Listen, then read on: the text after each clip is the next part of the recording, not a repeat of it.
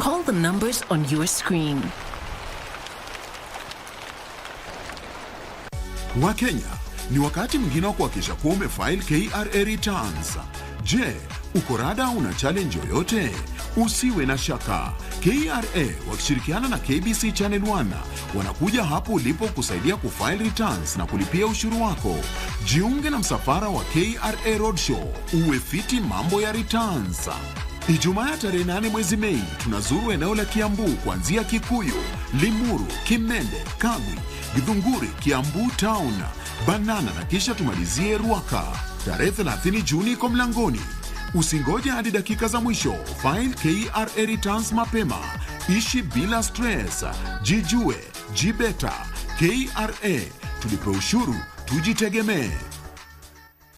Dial *524# today. If you believe you're the smartest and you deserve a spot on the Bongo Quiz show, play now. You can test your skills by playing Bongo Quiz, Bongo Express, or Bible Study. There's a million questions from different categories to be answered. Dial *524# and test your skills.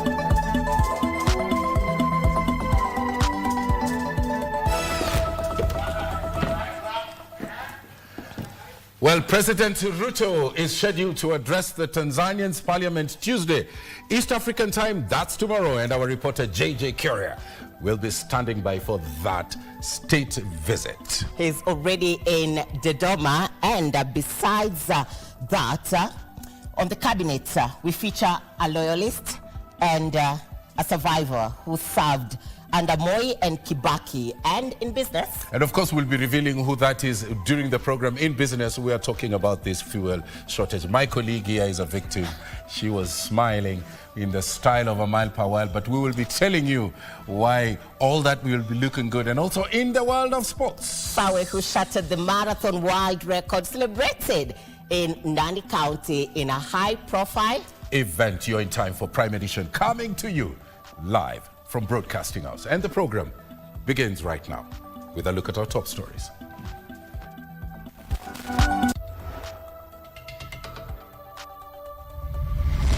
I have done it and I have no regrets whatsoever. However difficult, however unpopular, however, whatever it is said. Stand on the side of history. President William Ruto's new challenge to the bench at swearing-in ceremony.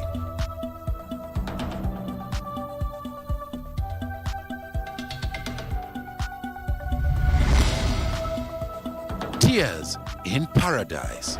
Luxurious buildings brought down at the controversial Marurui area of Kiambu County.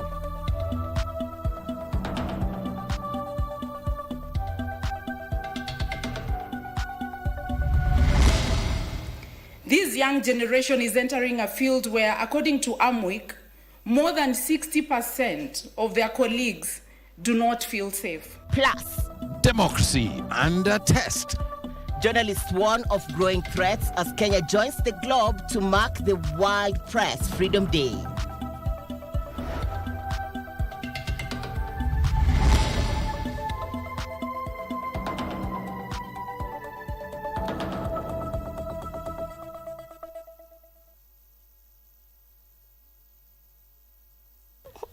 Well, it's a cold evening in Nairobi. We want to warmly welcome you from wherever you're watching. I am Mboya. I am Muchuma Odim. Our sign language expert tonight is Lancer Odingo. Talk to us on all our social media platforms at KBC Channel 1 at KBC Digital. We begin with that top story tonight. The Nakuru pastor murder. Fear, shock and despair has gripped residents of Lanet area in Bahati in Nakuru County after a pastor was brutally killed inside of a church compound. The deceased, identified as Pastor Julius Ndumia, is said to have been attacked by unknown assailants who violently stormed PCA Tabuga Parish in Lanet on Sunday night. And as John Kahiru now reports, the locals have faulted the region's authorities over inaction despite earlier reported attacks within that area. Lanet area of Bahati, Nakuru County. A cloud of anger, grief and fear hangs over the area following the brutal killing of a clergyman at PCEA Tabuga Parish who was brutally murdered inside the church compound. Wamemuua kinyama, wamekatakata watchmen. The pastor, identified as Reverend Julius Ndumia, is said to have been attacked by unknown assailants who reportedly gained access to his residence within the church premises under the cover of darkness. Na ni mambo ya huzuni kwa watu ya Bahati constituency na kwa wachungaji. Kwa sababu kama tumefika sasa ni wachungaji, tunaua kinyama, it's very sad. And inside the crime scene, these scattered items are a chilling sign of the violent intrusion that claimed not just a man, but the very heart of the sanctuary. Kama wanaua pastor, hata sisi hatuna security. Wasipatuchikia waliwaua, hata sisi tutaandamana. Confirming the incident, Nakuru County Police Commander Samuel Boit said preliminary examination of the body indicates the pastor had a cut at the back of his neck. The injury to the deceased, it is in the back of the neck, hapa kwa kichwa. Ni kama alikatwa na kitu kama shoka from the behind.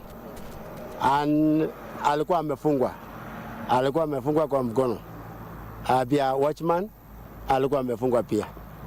The church guard, who was also caught up in the Sunday's night melee, is currently nursing serious injuries at PGH Nakuru Hospital. The cold-blooded murder has left the community shattered, questioning how such a heinous act could occur in a place regarded as refuge for many. Tunataka serikali tafadhali. Hii mambo tunafuatilia na urafiki wetu Julius mrafiki yetu hatutamzika kabla tunapewa ripoti kamili. Authorities are now appealing to members of the public to remain vigilant and share information that could help arrest the assailants. John Kahiro for Prime Edition.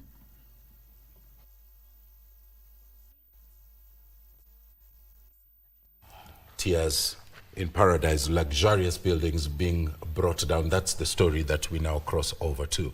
Hundreds of police officers were today deployed in Marurui, Kiambu County along the northern bypass as houses were demolished on a disputed 300-acre piece of land. That's right. Residents claim that they were not issued with eviction notice and say that a court order stopping the demolitions was ignored. The evictions have left several families homeless with conflicting claims over ownership of the land, now at the center of the disputes. Ben Chumba puts that story in perspective.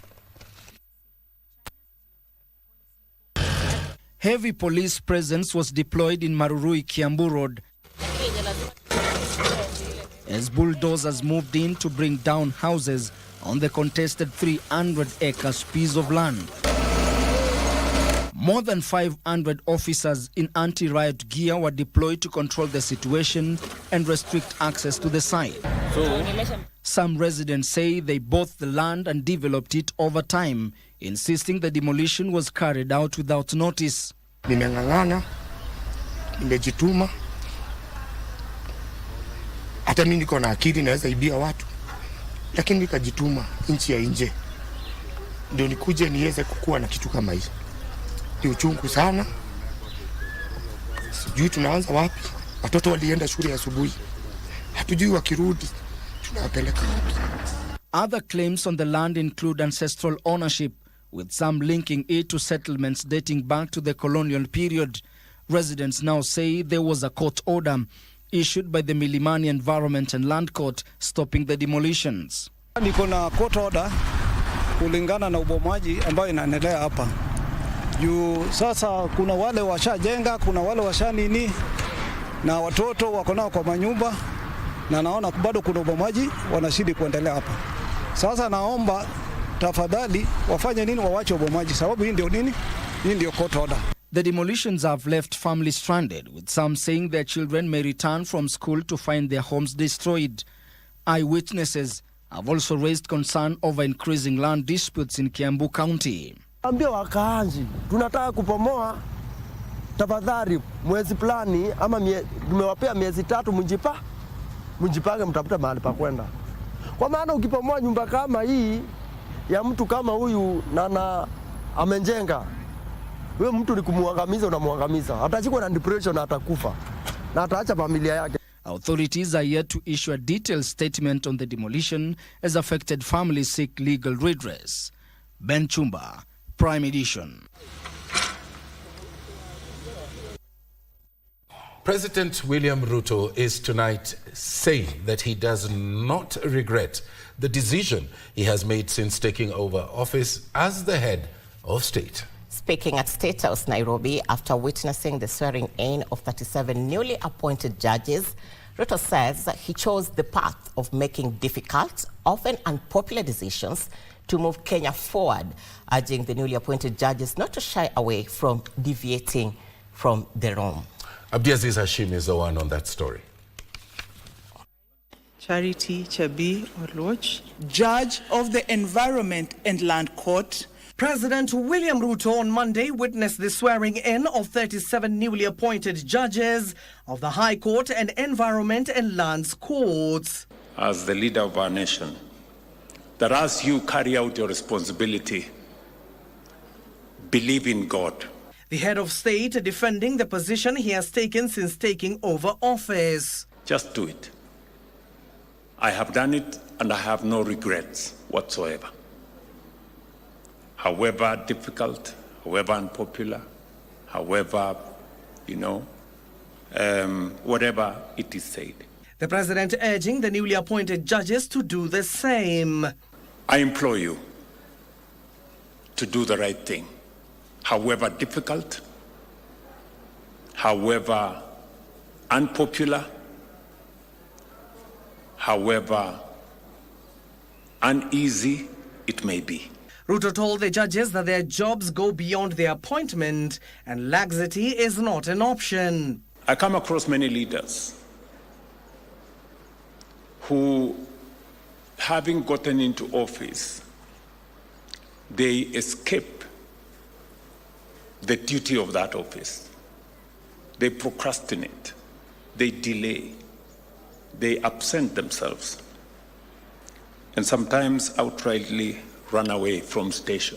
Of the 37 appointments, a total of 24 judges have been appointed to the High Court, while the remaining 13 judges have been appointed to the Environment and Lands Court. I've had the privilege to swear in 92 judges now in 3 years. Honorable Justice Lavender Makoni, do solemnly swear that I will well and truly serve the Common Market for Eastern and Southern Africa, COMESA. The appointing authority also witnessed the swearing-in of 12 more COMESA new judges.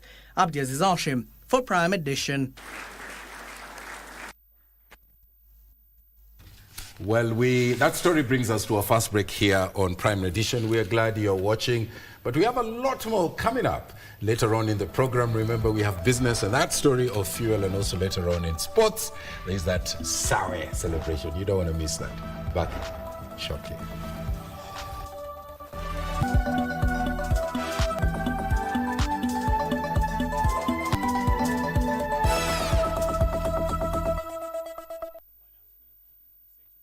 Motorist precautions. Drive smart, stay alive. Do not drive through flooded roads. The water may be deeper than it looks. Park Park vehicles on higher ground to avoid damage. Keep headlights on in heavy rain for visibility. Listen to traffic advisories and reroute early. In case of emergency, call the numbers on your screen.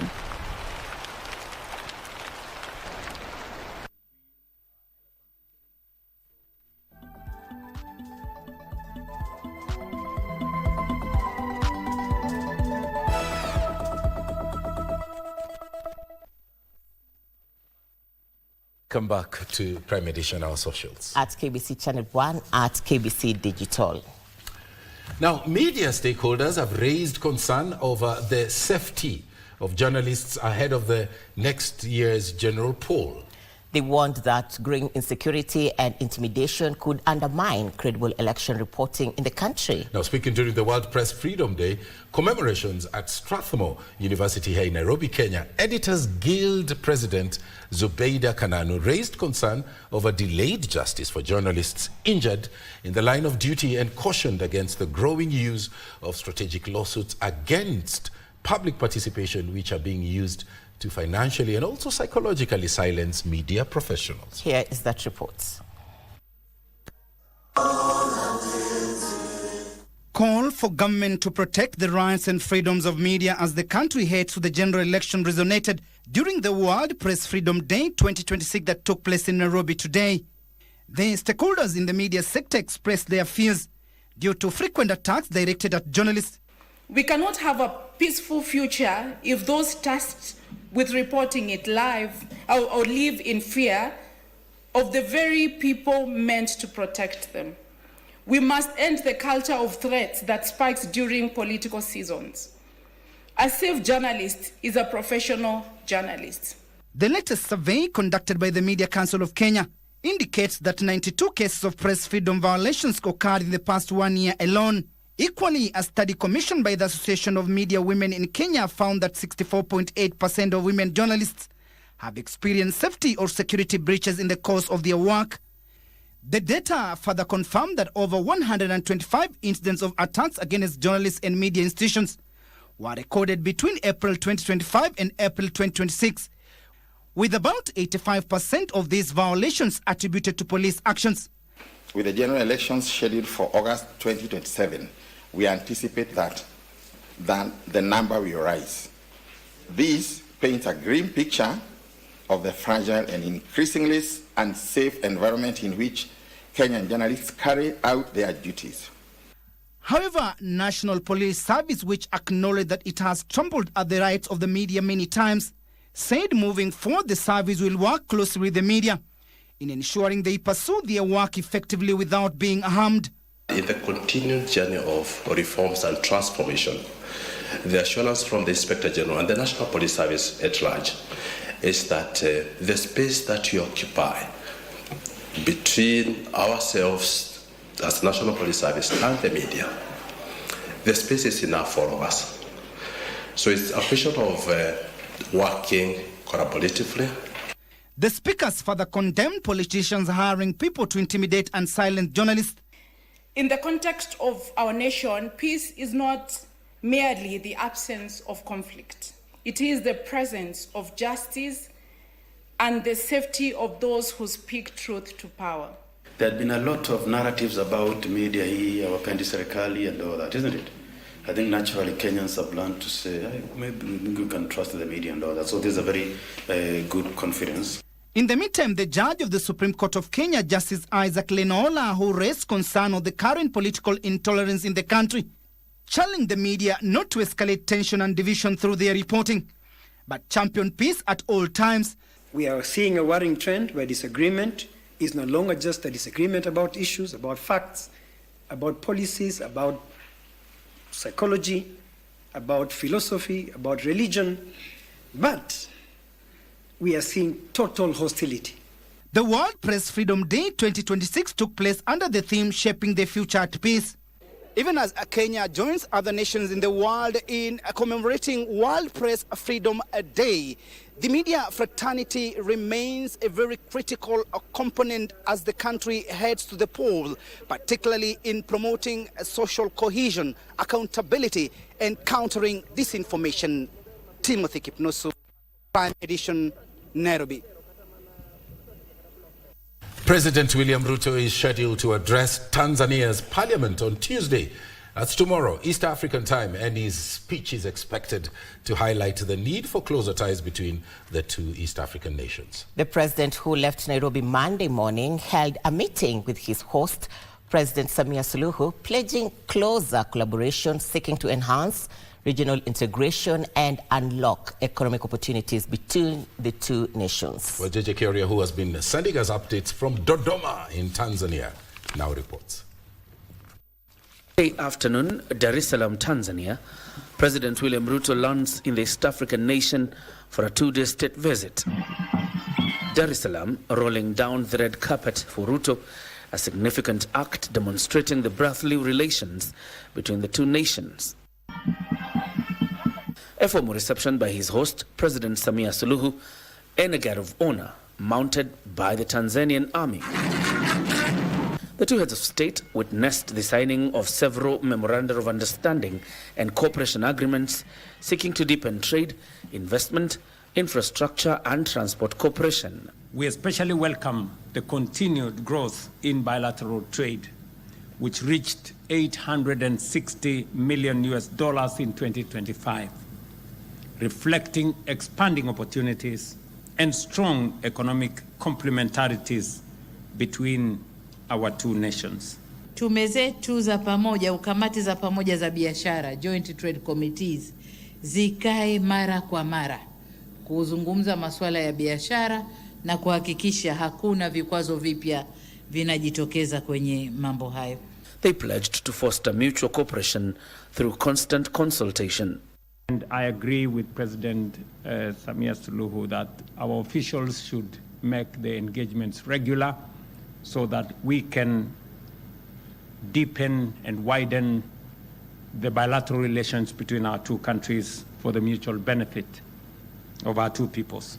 Ni matarajio yetu kwamba timu zetu za wataalamu zitakwenda kuyafanyia kazi mambo yote tuliyozungumza ili kufungua baraka zaidi, biashara zaidi, uwekezaji zaidi, lakini uelewano zaidi kati ya nchi zetu. You remember about 4 years ago, the President of the United Republic of Tanzania, Mama Samia Suluhu, addressed the Parliament of the Republic of Kenya.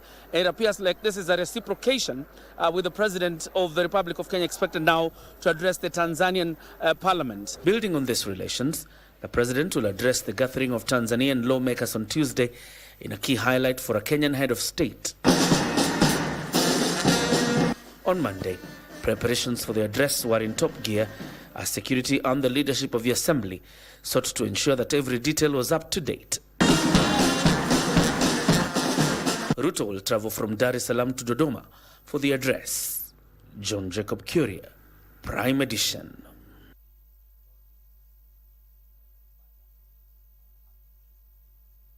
Take us to politics now.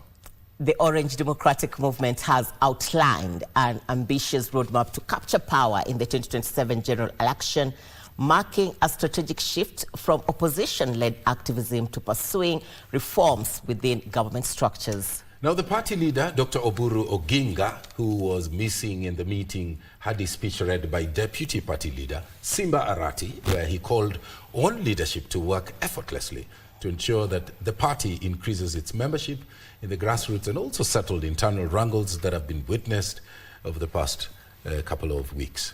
Anburu compiled these reports. Two of the ongoing high-level joint meeting bringing together the party's National Executive Committee, Parliamentary Group, Council of Governors Caucus, and key policy experts at White Sands Resort in the port city of Mombasa. In today's resolutions read by the Secretary General, Catherine Omanyo, she reiterated that the leadership in the party have agreed to strengthen the party through ironing out any internal differences and consolidating their support in the grassroots. At this retreat, we have covered much ground on ways to effectively deal with new tendencies, how to enhance membership recruitment, the identification and recruitment of potential bearers of the party ticket, enhancement of party ideology, and identity expansion of party support base. They say their decision to be part of the government is purely motivated by the needs of their supporters. ODM has decided to be at tables and meetings where decisions that hurt our people are being made, and to turn them into decisions that support our people. In Oburu's speech that was read by the Deputy Party Leader Simba Arati, he promised free and fair nominations. Soon, each one of us will return to the electorate.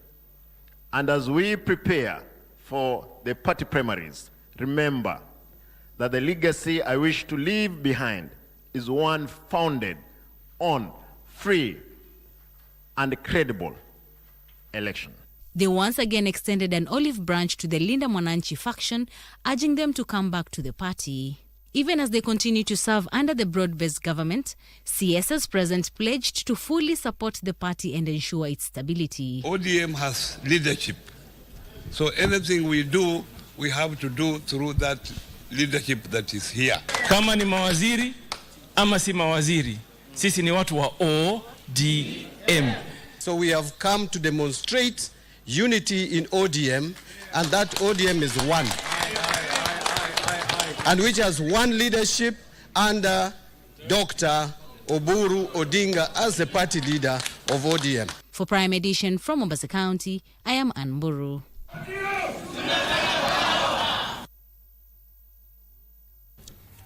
Well, so let's stay with politics now. The Jubilee Party has condemned what it terms as sustained political attacks against former President Uhuru Muigai Kenyatta by a section of leaders allied to the broad-based government. The former ruling party warned that such action signals shrinking democratic space and intolerance toward alternative voices. Now, led by Jubilee Deputy Party Leader Fred Okengo Matiang'i, the leaders who spoke in Nairobi argued that the former head of state is exercising his constitutional right to express opinions on national issues. Here is that report.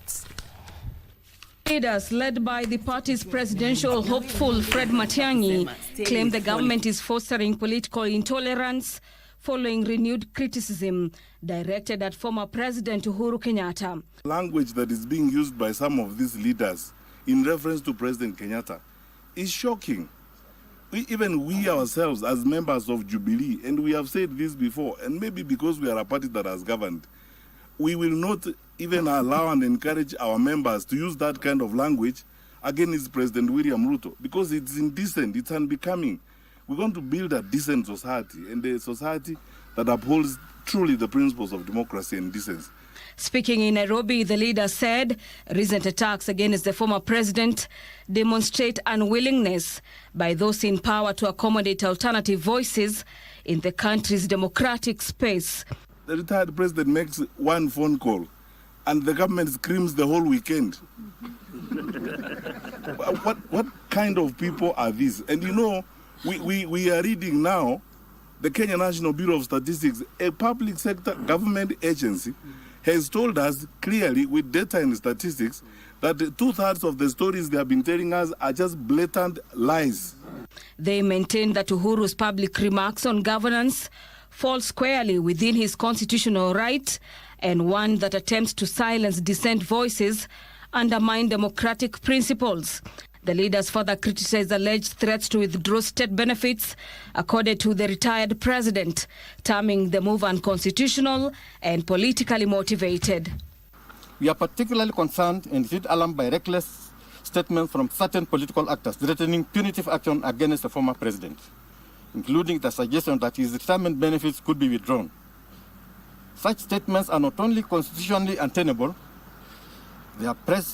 they represent a dangerous erosion of the respect and dignity accorded to the office of the president, both past and present. I mean, when the president can't even be given very basic benefits that he deserves, it's just that he's a gentleman. He doesn't want to make issues about it.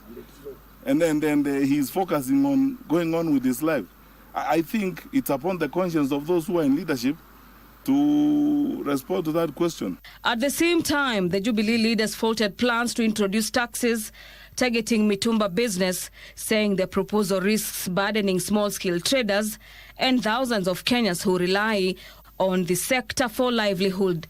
We have introduced, I don't know where they live. They live in some alternative universe. But my parting words are these, fellow Kenyans, don't lose hope. Don't give up hope. 14 months down the road, we will turn the corner. We are going to change things. For Prime Edition, I'm Gladys Mongai.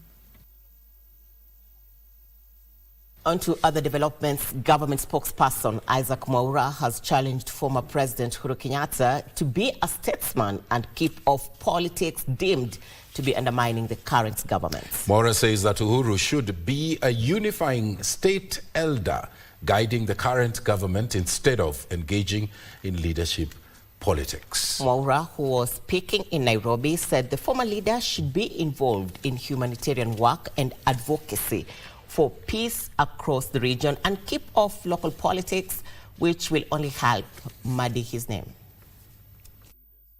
When they retire, they become the sage, the elders who advise, who are involved in peacekeeping missions, who are able to rally the country together in moments of uncertainty. And a great example is Jimmy Carter. Yes. That's the kind of thing that you see. But when you therefore then involve yourself in day-to-day politicking, then it becomes a bit difficult.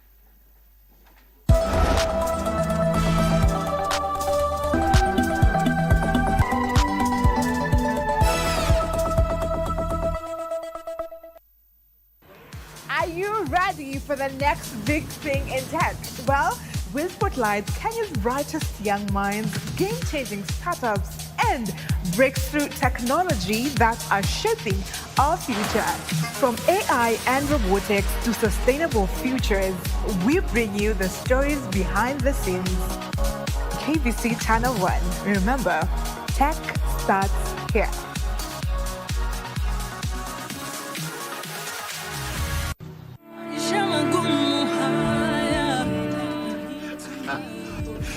Hebu fikirie environment kama hii hapa Western Kenya. Eti mtu atatoka hapa aende Nairobi kusoma university to conquer the world. Mimi Andrew nitahakikisha hiyo ndoto imezimwa. Tazama hayo yote kwa Gundu KBC Tuesday to Thursday 7:30 p.m. Leo sio kesho.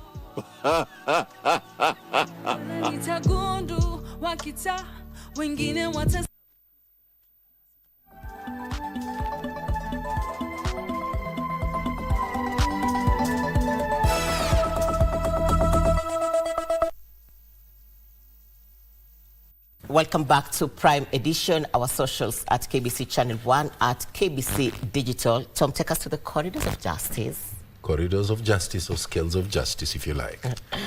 Well, Beatrice Wangare, a person of interest in the death of Nairobi Hospital's director, Dr. Job Lukuru Obwaka, will remain in custody for 10 more days. The prosecution team pleaded with Kibera Law Court Magistrate Barbara Akenyi that they needed more time to continue holding Wangare as it conducts further investigation. Now, Wangare was the last person seen with Dr. Obwaka alive at the Kitengela residence before being pronounced dead at Nairobi Hospital, where he had been rushed. Kibera Chief Magistrate Court has granted DCI 10 days custody orders to detain Beatrice Wangare, pending investigations into the death of 83-year-old veteran gynecologist. Wangare will be held at Kilimani Police Station after the DCI had sought 14 days, but the court allowed only 10 days. Yes, Your Honor, for a period of 14 days. We are aware that she has constitutional rights to bail and bond.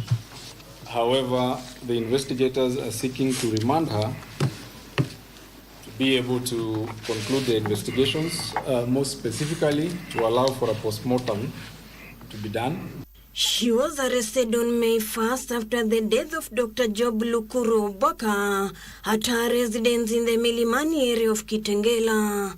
According to an affidavit signed by Sergeant Rodan Nzioka, Obwaka had driven from Nairobi to Kitengela earlier that day, and Wangare picked him from a shopping mall in that area before taking him to her home.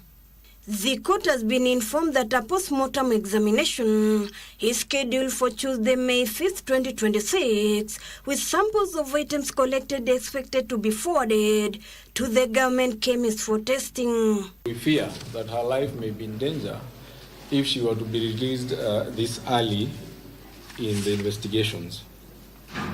We also would be requiring her physical presence. Believe that her life is in danger if she is to be released this early into the investigations. The veteran gynecologist and Nairobi Hospital director had been charged weeks ago at Milimani Law Court over mismanagement of the hospital. Elsewhere, Milimani's lower court has charged a woman for defrauding unsuspecting Kenyans over 2 million Kenya shillings. The court was informed Tayania Watetu Ndungu obtained the amount from Margaret Wangui Njuguna by pretending she was in a position to facilitate her 4 friends get recruited in the National Police Service. She denied the offense and was released on a 700,000 shillings bond. Ruth Wamboi for Prime Edition. Let's now go to your weekly segment, The Cabinet. The Cabinet. Henry Kiprono Kosgey is one of Kenya's longest-serving politicians, a loyalist, a survivor, and former cabinet minister who served under both presidents, Daniel Moi and Mwai Kibaki. That's right. From Kenya breweries to parliament, from KANU to ODM, and from cabinet to international scrutiny, Kosgey's career has been defined by loyalty, number 1, number 2, reinvention, and the third one, political resilience. Tonight in the cabinet, we trace the life and legacy of Henry Kosgey. Henry Kiprono Kosgey entered politics in 1979 after resigning from Kenya Breweries Limited. At only 32 years old, he was elected Member of Parliament for Tinderet, beginning a political career that would span nearly 3 decades. Kosgey quickly became one of President Daniel Arap Moi's trusted allies.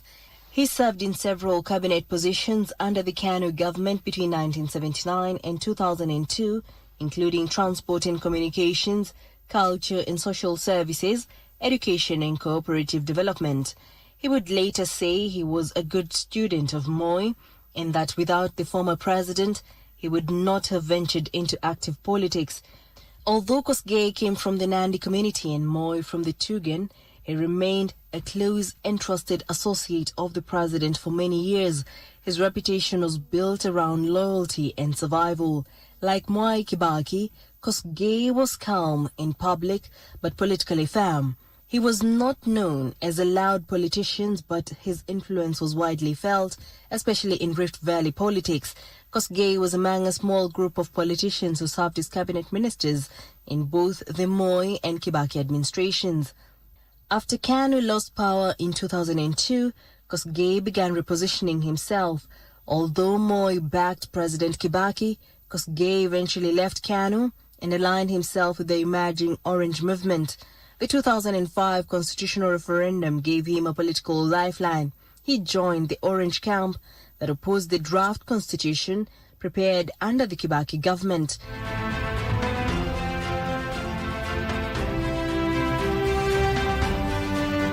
The Orange camp included Raila Odinga, Uhuru Kenyatta, William Ruto, Kalonzo Musyoka, Musalia Mudavadi and Najib Balala. After the Orange side won the referendum, the movement evolved into ODM Kenya, with Kosgey serving as interim chairman.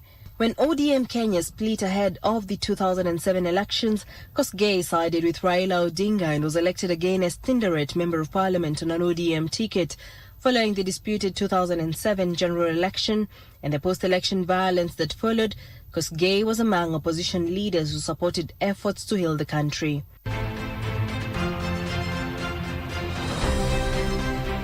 In March 2008, he helped mobilize ODM MPs to endorse the handshake between President Kibaki and Raila Odinga, paving the way for the Grand Coalition government. In April 2008, Kosgey was appointed Minister for Industrialization in the expanded cabinet. As minister, he oversaw the implementation of key industrial policy, including elements of Vision 2030, promotion of quality products, support for domestic and foreign investment, and supervision of several parastatals under the ministry. He also played a role in the establishment of anti-counterfeiting agency and promoted industrial development through partnerships such as the memorandum between Kenya Industrial Estates and India's National Small Industries Corporation.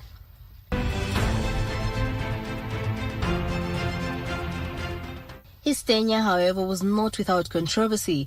In 2009, he was summoned by the Parliamentary Committee on Implementation over concerns about his ministry's performance. He was also questioned over the irregular sale of subsidized maize, a scandal that implicated several political figures. In January 2011, Kosgey resigned as Industrialization Minister after accusation that he facilitated the importation of vehicles older than the 8-year legal limit. He denied any wrongdoing, saying his actions were above reproach. The accusations later collapsed and he was reinstated to cabinet in August 2012. Kosgey also faced one of the lowest moments of his career when he appeared before the International Criminal Court at The Hague over allegations relating to the 2007-2008 post-election violence.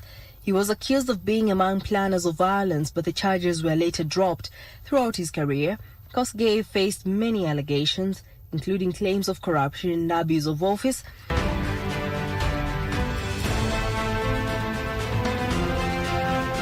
But he was never convicted. His political survival was also evident in party politics. After decades as a KANU loyalist and vice chairman, he later dismissed the party as an empty shell when it lost political relevance. He also fought for influence within KANU after Moi's retirement, at one time clashing with Nicholas Biwott over the political direction of the Kalenjin community. Within ODM, Kosgey played a major role in building the party into a national movement and ensuring broad regional representation in its leadership. However, his electoral fortunes later declined. He failed to win the Nandi Senate seat in 2013 and later lost the Nandi gubernatorial race in 2017. Since 2017, Henry Kosgey has largely stepped back from frontline elective politics.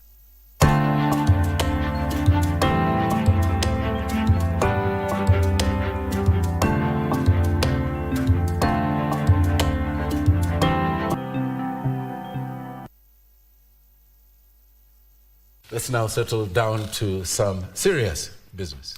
A section of transporters across the country are appealing to the government to intervene on what they say is a looming fuel shortage of selected fuel products. A spot check in selected towns revealed that transport operators are either considering hiking fares further or completely shuttling between towns. Here is that report. As of early April 2026, the National Treasury said there was sufficient national fuel stocks. However, motorists have begun reporting local shortages suspected to be caused by hoarding. Is there a looming shortage or has it already begun? Nimesunguka Mwembe, nimekuja Pandia, nimekuja Shell, nimekuja hapa Kasaburanga, sijapata mafuta. Hata saa hii nahangaika, nateremka huko chini docks niangalie kama nitapata. Hakuna diesel, shida. Wamebandiza na hakuna diesel. Diesel hakuna. Bado sijapata saa hii. Na saa hii nasunguka pale nitapata diesel. Ndio ni station ngapi nimesunguka. Currently, the government is temporarily allowing a waiver on certain fuel standards due to supply chain disruptions caused by the Middle East conflict. But transporters fear a shortage will even lead to loss of livelihoods. Semekana the rate of unemployment katika nchi yetu ya Kenya itazidi kuongezeka. Na uhalifu ama wizi itaongezeka. Juu sekta yetu imebeba vijana.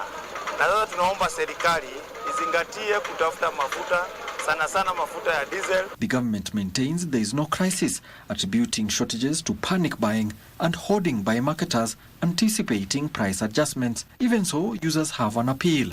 Juwezi beba watu bure na unaelewa kila mtu amefinyika na hii uchumi.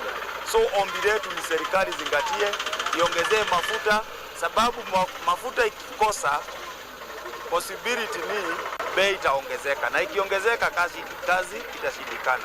Alan Oko, Prime Edition.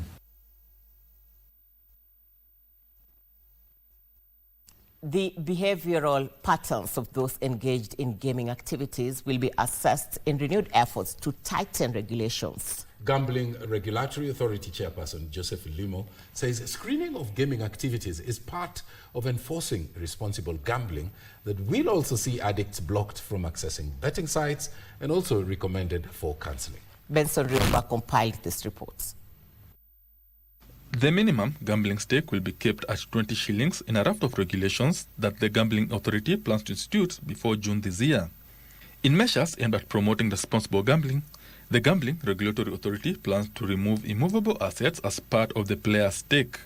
Finding a mechanism to exclude the use of immovable assets as part of the gambling wagers, so that people do not stake family money or family property in pursuit of a high. Kenya plans to set an artificial intelligence-powered office to monitor and give gambling activities and behavioral data in betting sites. The data will inform decisions on whether to ban gamblers from accessing betting sites and recommend them for counseling. Guidance will be having service providers, including doctors, who will talk to you and change your way. And then some of the players will be actually blocked for some time, so that it gives you time to reflect. To promote accountability, betting companies will be fined for delaying to pay winnings. Given to say, let's say a certain percentage, for every day you fail, until certain number of days, let's say 14 days, if you fail, then we will take administrative action on the operator. They were speaking during the iGaming Africa Summit 2026 in Nairobi that is discussing issues such as artificial intelligence in gaming, regulatory challenges, tech advancements, market trends, and how to balance profitability with responsible gaming. Regulation is seen as a threat. However, it is not supposed to be that way. It is supposed to be that regulation is actually supposed to support innovation, supposed to support compliance. Benson Riomba reporting for Prime Edition. Now, BirdLife International is warning more than 40% of migratory bird species worldwide are in decline, signaling that the natural systems sustaining human life are sort of fracturing. BirdLife International CEO Martin Harper says protecting the major migratory highways of the world is the only way to reverse the trend to benefit from cleaner water, enhanced food security, and climate change resilience. Bentro Njue reports. The World Migratory Bird Day, which is marked annually on 9th May, comes on the backdrop of a real strain on the natural systems that migratory birds depend on. BirdLife International, a conservation body, is warning that the crucial role birds help in human health and sustaining ecosystems by transporting nutrients across oceans, encouraging crop growth, and preventing diseases is under serious threat. The organization noted the key role migratory birds play in connecting countries and continents, urging for more concerted efforts to protect the major migratory highways of the world to reverse those declines. This sets the stage for the Global Flyways Summit, which will be hosted in Nairobi this September, bringing together leaders from science, policy, finance, business, and civil society to agree on the action needed to protect migratory birds and the ecosystems they depend on. For Prime Edition, I'm Bentro Njue. On to another story compiled by Benson Riomba. SBM Bank Kenya has reported 246 billion shillings in pre-tax profit for the first 3 months of 2026, up 20 times from the 12 million shillings made during a similar period last year. Now, the profit was mainly driven by a 55% increase in non-interest income to 673 million shillings. SBM Bank Kenya CEO Bartesh Shah attributes the results to balance sheet optimization, customer growth, and a shift to transaction-led banking supported by investments in technology and digital services. It grew from 1.2 billion to 1.7 billion. At the same time, costs only grew by 100 million shillings. So our income is growing much, much faster than our costs. Now, what that resulted in is a profit before tax of 246 million shillings in Q1 of this year, compared to a profit of 12 million shillings in last year. Counties will soon leverage Earth observation technologies to manage and also to plan irrigation practices. This follows the launch of the Earth Observation for Irrigation Mapping Project technology that enhances access to accurate real-time data regarding water use in irrigation systems. Alana Oko reports. Observation for irrigation mapping works by combining satellite technology with ground-based data to map irrigation and monitor water use, according to the Association of Irrigation Acceleration Platform in Kenya. The shift towards Earth observation and satellite imagery for irrigation mapping is being driven by the need to overcome severe data gaps, high costs of traditional ground surveys, and the urgent demand for accurate real-time information to manage water. By developing satellite imagery, one can distinguish irrigation from rain-fed agriculture, even on smallholder land. High-resolution monitoring is used to track seasonal water extent, land cover changes in places like the Mboya irrigation scheme to map rice paddy growth stages with accurate levels of up to 83%.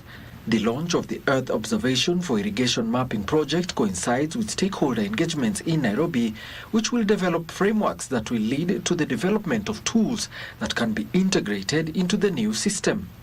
Earth observation technologies can also facilitate early warning of drought and water shortages, helping farmers and authorities manage risk and enhance resilience in Kenya's climate vulnerable areas. Alana Oko, Prime Edition.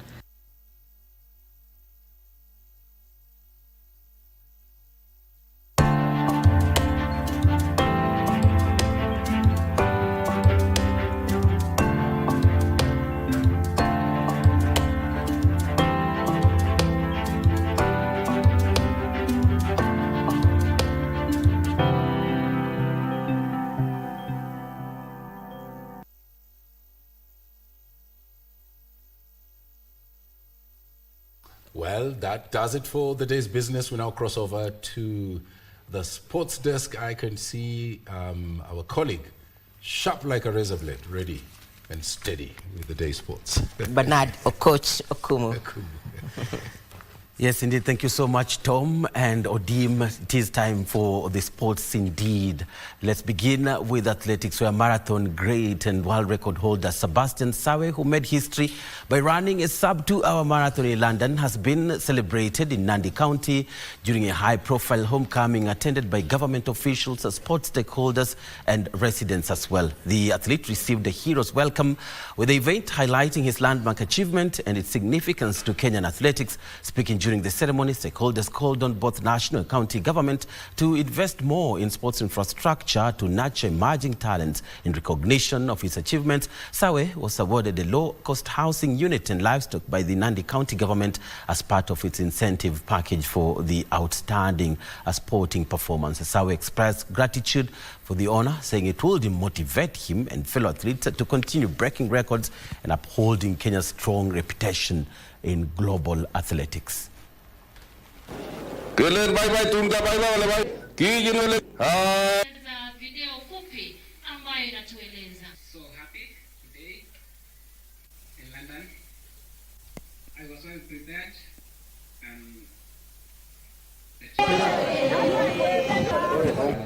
takia wanariadha wote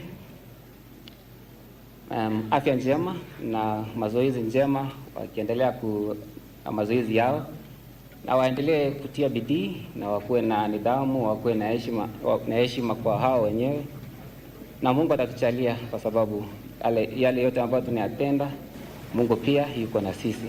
I'm happy that the central government is building a new stadium on the other side, but for sure the fellow coaches here, they know, please help us to maintain first of all this marathon track. You have shifted the limits of human endurance. You have placed your name in the history, and you have lifted the pride of our county, our nation, our continent, and humanity. You are standing in it you are training in the same environment that has produced world-class champions. And yes, indeed, and Sebastian Sawe's record-breaking feat just makes him the 7th Kenyan to hold the men's world marathon, beginning with Paul Tergat in 2003, and more recently, before Sawe, was the late Kelvin Kiptum in 2023. Moving on, National Women's Under-17 Junior Starlets head coach Mildred Cheche has announced her provisional squad for the upcoming knockout clash against neighbors Uganda for the FIFA Under-17 Women's World Cup qualifier. Now, the squad is scheduled to enter into residential training camp this Wednesday to begin intensive preparations for the trip to Kampala. The squad features goalkeepers Valeria Chieng, Wehomba Mata, Michelle Ngono, defenders Pauline Namisi, Daisy Adongo, Sheila Atieno, Rose Nangila Wanyonyi, midfielders Beverly Nawor, Lindy Buya Tieno, Brenda Ward, and forwards Patience Wedera, Brenda Ching, Mata Musimbi, and Emilia Diambo among us. Now, the two-legged clash against Uganda will be held on the 22nd of this month at Fufa Stadium in Kadiba before the return leg in Nairobi on the 30th of this month. That's at Nyayo National Stadium.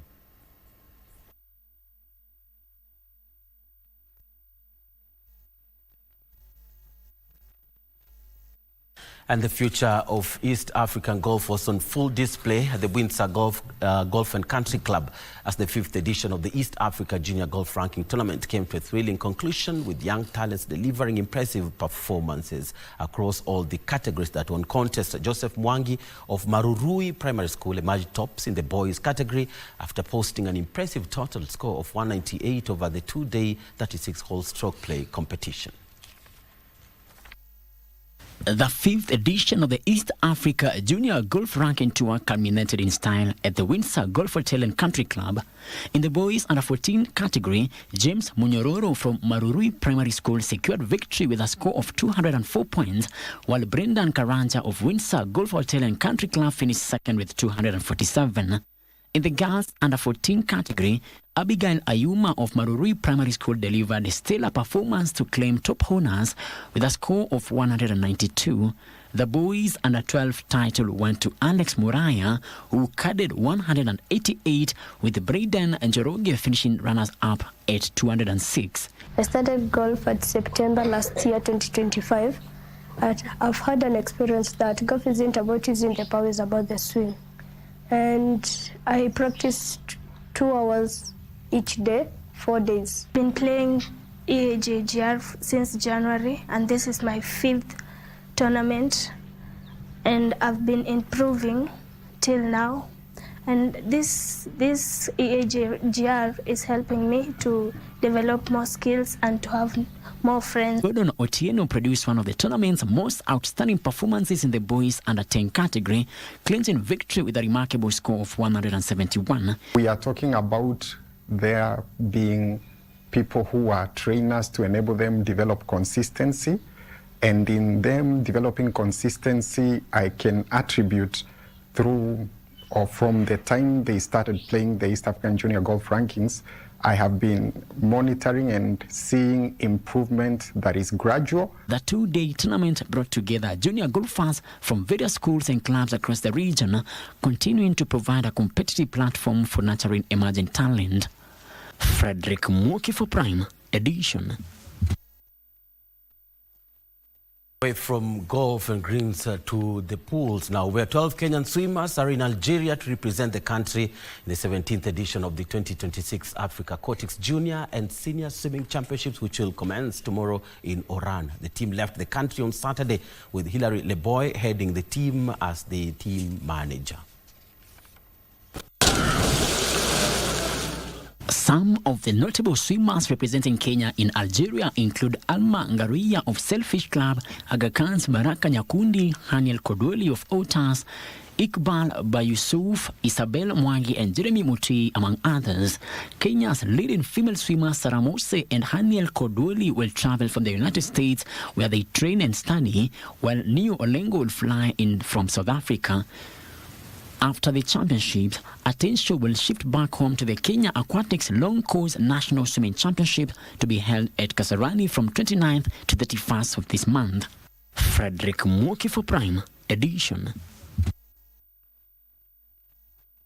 And finally to Basketball Africa League, where the final day of the Basketball Africa League Sahara Conference in Rabat, Morocco, delivered high-stakes drama, beginning with the Senegal's ASC Via du Dakar securing the last playoff berth with a commanding 79-62 win over Nigeria's Marktown Flyers. Now Dakar completed an impressive turnaround from a 0-2 start, powered by Samba Falls 20 points and 8 rebounds, with strong support from Lamine Badji, who amassed 13 points and 10 rebounds, and Mohamed Kamara with 12 points and 9 rebounds. Marktown, led by JC Butler Jr. and Peter Olisemeka, and were eliminated, finishing their campaign with 1 win and 4 losses, as Dakar advanced with a 3-2 record.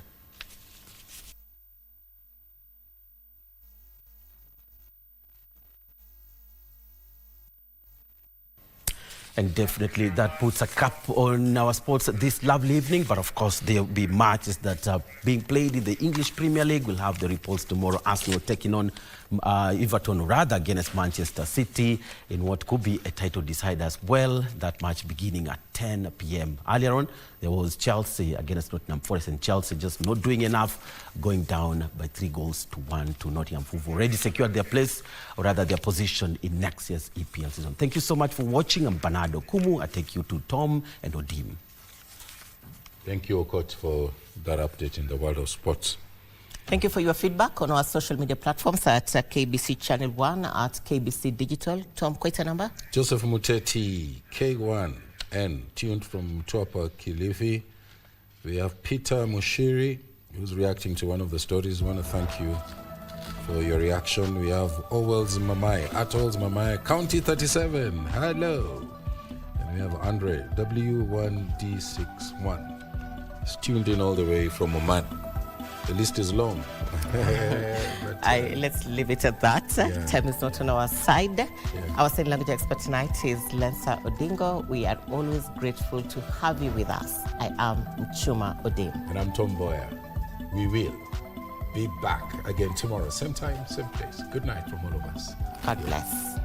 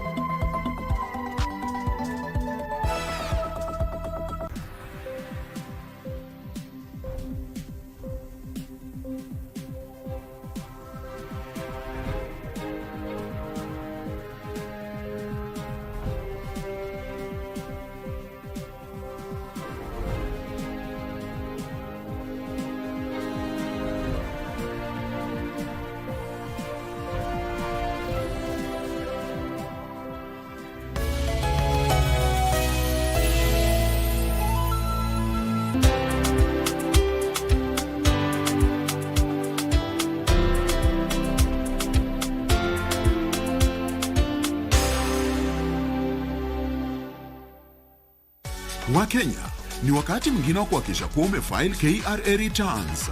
Je, uko rada una challenge yoyote? Usiwe na shaka. KRA wakishirikiana na KBC Channel 1 wanakuja hapo ulipo kusaidia kufile returns na kulipia ushuru wako. Jiunge na msafara wa KRA Roadshow, uwe fiti mambo ya returns. Ijumaa ya tarehe 8 mwezi Mei, tunazuru eneo la Kiambu kuanzia Kikuyu, Limuru, Kimende, Kagwi, Githunguri, Kiambu Town, Banana na kisha tumalizie Ruaka. Tarehe 30 Juni kwa mlangoni. Usingoje hadi dakika za mwisho. File KRA returns mapema